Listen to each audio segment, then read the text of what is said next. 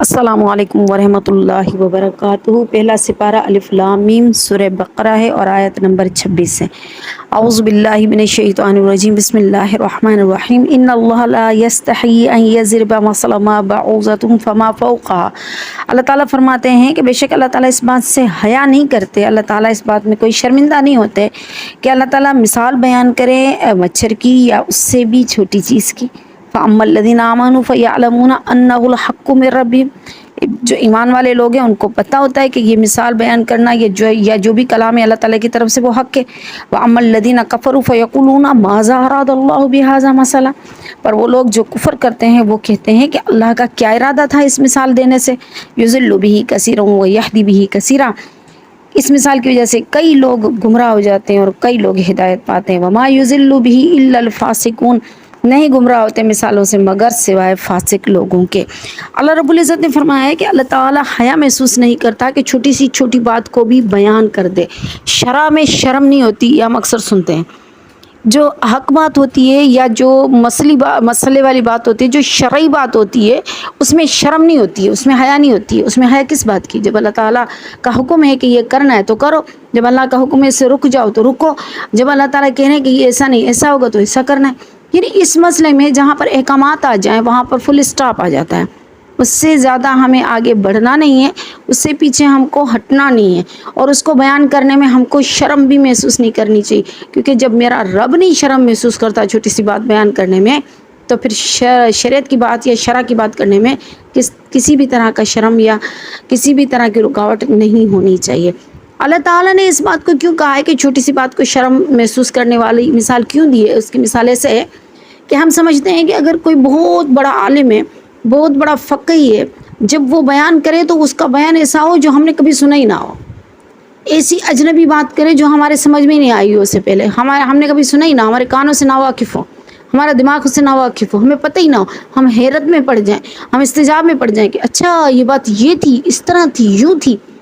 تو یہ ہوا کمال کا بیان۔ ہمارے نزدیک بیان کا مقصد یہ ہوتا ہے، جبکہ حقیقت یہ نہیں ہے۔ بات کوئی اجنبی ہو یہ کمال نہیں ہوتا، بات تو وہی ہوتی ہے، ایک ہی چیز ہے، ایک ہی چیز کو بار بار ہم 1400 سال سے زیادہ کا ٹائم ہو گیا ہے قرآن پاک کو نازل ہوئے، 1500 سال چل رہے ہیں، اس کے باوجود بھی قرآن تو وہی ہے۔ کیا اس میں چینجنگ آئی ہے؟ کیا اس میں چینجنگ آ سکتی ہے؟ نہیں آئی، وہی کہ وہی ہے۔ تو بات تو وہی کہ وہی ہے، اس میں کوئی بھی تبدیلی نہیں ہے، اس میں کوئی بھی چٹخارا نہیں ہے، اس میں کوئی بھی نیو چیز نہیں ہے، اس میں کوئی بھی ایسی بات نہیں ہے جس کو بڑا چڑھا کر بیان کیا جائے۔ بات تو وہی کہ وہی آ رہی ہے۔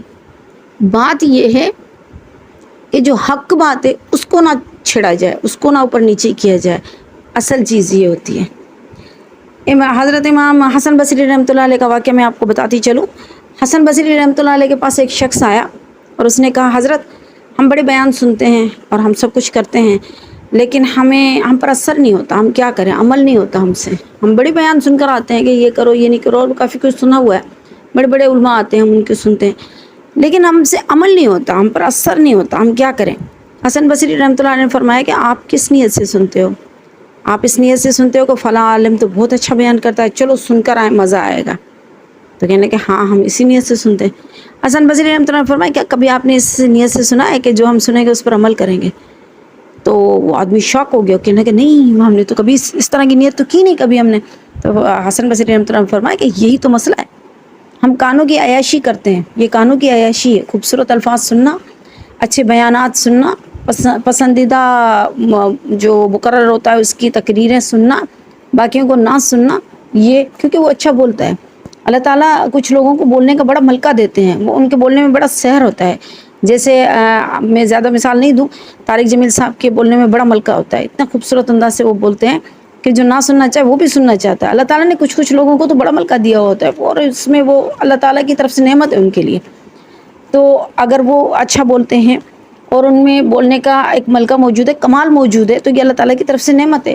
اچھا اب ہم ان کے بیان سنتے ہیں اور واقعی سنتے ہیں، بڑی خوشی کے ساتھ سنتے ہیں، لیکن اس نیت سے بھی تو سنیں کہ اس پر عمل کریں گے، یا صرف اس لیے سنیں کہ طارق جمیل صاحب بہت اچھا بولتے ہیں اس لیے ہم سنتے ہیں؟ تو ہماری نیت واقعی یہی ہوتی ہے کہ بہت اچھا بیان ہوتا ہے، اچھا بیان سنیں گے، مزہ آئے گا۔ تو حسن بصری رحمۃ اللہ علیہ نے بھی وہی بات کی کہ بھئی اگر آپ بیان سن رہے ہو تو آپ کی نیت یہ ہے کہ مجھے مزہ آئے گا، اچھا ہے، یہ تو کانوں کی عیاشی ہے، اس سے عمل آئے گا نہیں۔ عمل آئے گا تب جب نیت یہ ہو کہ ہم نے اس پر عمل کرنا ہے۔ تو قرآن پاک کی تو وہی چیزیں آ رہی ہیں۔ اللہ تعالیٰ چھوٹی سے چھوٹی مثالیں دے کر سمجھا رہا ہے، معمولی سے معمولی مثالیں دے کر سمجھا رہا ہے۔ سمجھانے کا مقصد کیا ہے؟ سمجھانے کا مقصد یہ کہ لوگوں کو عام فہم میں بات سمجھ میں آئے، مشکل بات نہ سمجھ میں آئے۔ اگر مثال کے طور پر یہاں پر تفسیر پر میں آپ کو بیٹھ کر یہ بتاؤں کہ لا جو ہے استفہامیہ یستحی کون سا باب ہے، کون سا صیغہ ہے، مضارع کا صیغہ ہے اور کون سے باب میں سے آ رہا ہے، تو آپ تو کہیں گے یہ تو پتہ نہیں کیا کہہ رہی ہے، مجھے تو سمجھ میں نہیں آ رہا۔ تو یہ تو نہیں ہوگا نا، یہ تو سمجھنے کے لیے وہی لوگ سمجھ سکیں گے جو کہ علم ہو، یعنی جن کے پاس گرامر کا علم ہو یا جنہوں نے پڑھا ہو یا جو جانتے ہو، ان کو پتہ چلے گا کہ کیا کہہ رہی ہوں میں۔ عام لوگوں کو تو پتہ ہی نہیں چلے گا کہ اس کا مقصد کیا ہے۔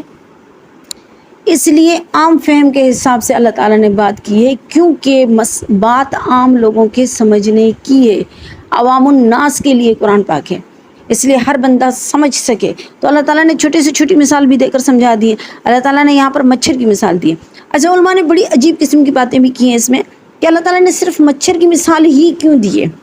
اللہ تعالیٰ کوئی دوسری مثال بھی دے سکتا تھا۔ پھر اس پر ریسرچ بھی کی ہے۔ وہ ریسرچ یہ کی ہے کہ مچھر جب تک بھوکا ہوتا ہے تب تک زندہ ہوتا ہے، اور جب وہ خون پی کر جب وہ موٹا تگڑا ہو جاتا ہے تو مر جاتا ہے۔ تو انسان بھی ایسی ہے کہ جب وہ انسان کے پاس نعمتیں کم ہوتی ہے اور تکلیف زیادہ ہوتی ہے تو پھر وہ کیا ہوتا ہے، وہ بالکل صحت مند اور تندرست ہوتا ہے، وہ بالکل ٹھیک ہوتا ہے۔ اور جب اس پر نعمتیں آنے لگتی ہے تو پھر کیا ہوتا ہے، وہ جسمانی طور پر بھی بیمار ہوتا ہے اور روحانی طور پر بھی بیمار ہو جاتا ہے، یعنی ناشکری کرنے لگتا ہے۔ پھر کیا ہوتا ہے، پھر اللہ کی پکڑ آ جاتی ہے۔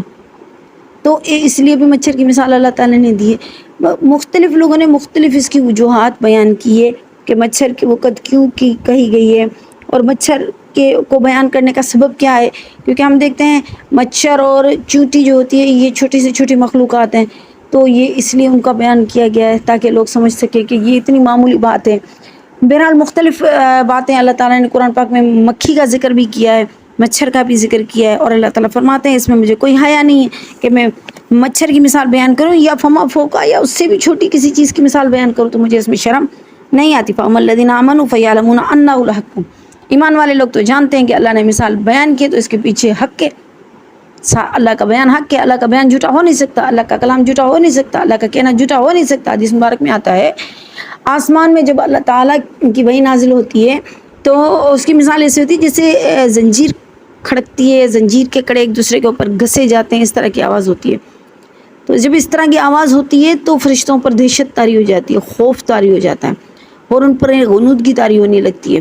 پھر جب وحی ختم ہو جاتی ہے تو پھر ان کو تھوڑا افاقہ ہوتا ہے فرشتوں کو، پھر وہ آپس میں پوچھتے ہیں کہ اللہ نے کیا کہا، اللہ نے کیا فرمایا، اللہ نے جو فرمایا وہ حق ہے، لیکن اللہ تعالیٰ کا حکم کیا تھا، ہمیں سناؤ اللہ کا کیا حکم تھا، اللہ نے کیا فرمایا۔ یعنی اللہ تعالیٰ جو بھی فرماتے وہ حق ہے، اللہ کی طرف سے جو بھی فرمایا گیا ہے انہ الحق من ربہم، اپنے رب کی طرف سے وہ حق ہے۔ فاما الذین کفروا فیقولون ماذا اراد اللہ بہذا مثلا، کافر کہتے ہیں کہ اللہ تعالیٰ نے مچھر کی مثال کیوں دی ہے، اللہ تعالیٰ نے مکھی کی مثال کیوں دی ہے، اللہ تعالیٰ نے چھوٹے چھوٹے سے جانوروں کی مثال کیوں دی ہے، اللہ تعالیٰ نے کسی بڑی چیز کی مثال کیوں نہیں دی ہے، اللہ تعالیٰ کیا چاہتا ہے اس طرح کی مثال دے کر؟ یہ کافروں کا اعتراض ہے۔ فاما الذین ماذا اراد اللہ بہذا یضل بہ کثیرا ویہدی بہ کثیرا، کئی لوگ اس مثال پر یقین رکھنے کی وجہ سے ہدایت پا جاتے ہیں اور کئی لوگ اس مثال پر مذاق اڑانے کی وجہ سے گمراہ ہو جاتے ہیں۔ وما یضل بہ الا الفاسقون، اور جو فاسق لوگ ہوتے ہیں وہی گمراہ ہوتے ہیں، باقی عام لوگ گمراہ نہیں ہوتے۔ اس لیے اللہ تعالیٰ ہمیں عمل کرنے کی توفیق عطا فرمائے، اور اپنے جو اللہ تعالیٰ فرماتا ہے وہ بے شک حق ہے، ہم اس کی تصدیق کرتے ہیں، ہم اس پر ایمان لاتے ہیں۔ اللہ تعالیٰ کی ہر بات حق ہے، سچ ہے، اللہ کا ہر کلام سچ ہے، اور ہم اس پر ایمان لاتے ہیں۔ وآخر دعوانا وان الحمد للہ رب العالمین۔